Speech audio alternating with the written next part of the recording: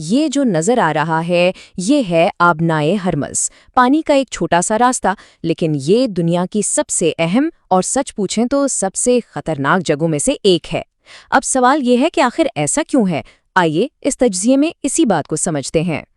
اچھا، تو آج ہم کیا کیا جانیں گے؟ سب سے پہلے تو یہ کہ آبنائے ہرمز کو دنیا کا سب سے خطرناک چوک پوائنٹ آخر کہتے کیوں ہیں۔ پھر دیکھیں گے کہ عالمی تجارت کے لیے یہ اتنی اہم کیوں ہے۔ اس کے بعد ہم خلیج فارس کے چھپے ہوئے خزانوں کی بات کریں گے اور ایران کا اس پر اتنا کنٹرول کیسے ہے یہ بھی سمجھیں گے۔ پھر دیکھیں گے کہ دنیا کی بڑی معیشتیں کس طرح اس پر انحصار کرتی ہیں، اور آخر میں سب سے بڑا سوال کہ یہ تنگ سا راستہ ایک عالمی معاشی ٹائم بم کیسے بن گیا ہے۔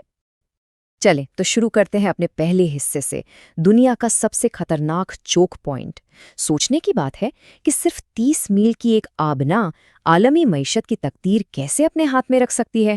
اس جگہ کے بارے میں ایک بات کہی جاتی ہے جو اس کی اہمیت کو بالکل صاف ظاہر کر دیتی ہے، وہ یہ کہ اس جگہ کو کنٹرول کرنے کا مطلب ہے دنیا پر راج کرنا، اور اسے بند کرنے کا مطلب ہے دنیا کو تباہ کر دینا۔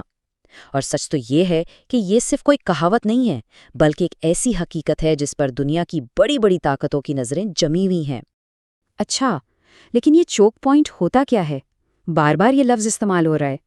تو دیکھیں، سمندری چوک پوائنٹ سیدھے لفظوں میں پانی کا ایک تنگ سا راستہ ہوتا ہے۔ یہ دو بڑے سمندروں کو آپس میں جوڑتا ہے، اور اس کی خاص بات یہ ہے کہ دنیا بھر کی تجارت کا ایک بہت بڑا حصہ یہیں سے گزرتا ہے۔ اب ذرا بڑے پیمانے پر دیکھتے ہیں، بات کرتے ہیں عالمی تجارت کی ان اہم شاہراہوں کی، یعنی وہ تنگ سمندری راستے جو پوری دنیا میں سامان کی آمد و رفت کو کنٹرول کرتے ہیں۔ دیکھیں، دنیا میں صرف ہرمزی چوک پوائنٹ نہیں ہے، اور بھی بہت سے اہم راستے ہیں، جیسے کہ پناما کنال ہے، کیپ آف گڈ ہوپ، آبنائے جمل الطارق، ڈینش اور ترک آبنائے، اور آبنائے ملاقہ بھی۔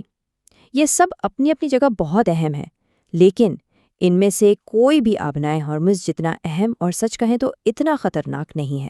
اچھا، یہ سمجھنے کے لیے کہ ان چوک پوائنٹس میں رکاوٹ کا مطلب کیا ہوتا ہے، ایک مثال دیکھتے ہیں۔ یاد ہوگا مارچ 2021 میں کیا ہوا تھا، جب ایک بہت بڑا بحری جہاز سوئس کینال میں پھنس گیا تھا، اور کتنے دن کے لیے؟ صرف 6 دن کے لیے۔ صرف 6 دن، اور ان 6 دنوں میں پوری دنیا کو کتنا نقصان ہوا؟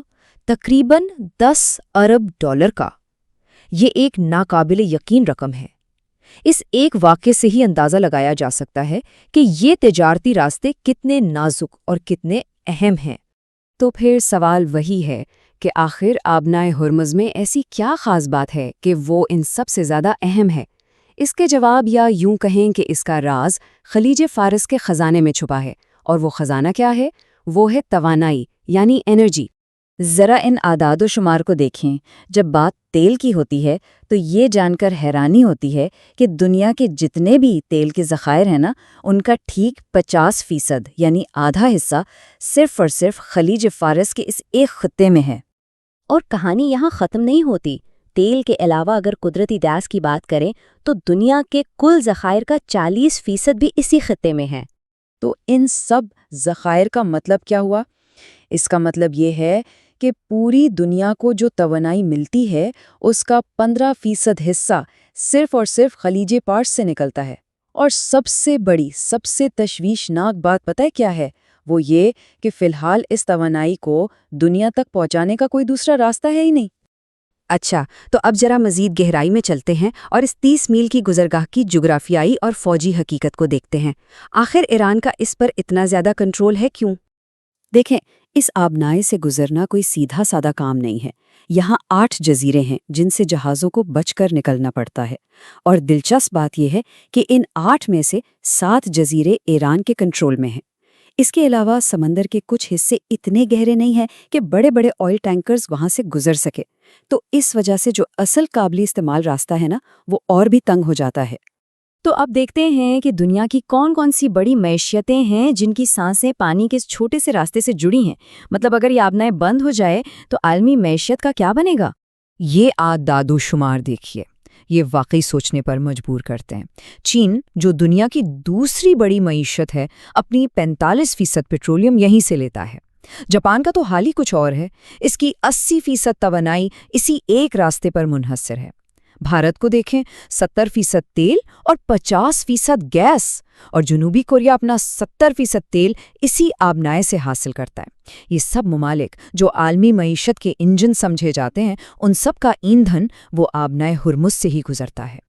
तो इन तमाम हक़ाइक़ को जब हम एक साथ रखते हैं तो ये पूरी सूरत हाल एक आलमी मौशी टाइम बम से कम नहीं लगती। और इस बम की सुई किस चीज़ पर टिकी है? अमेरिका और ईरान के दरमियान फ़ौजी कशीदगी पर।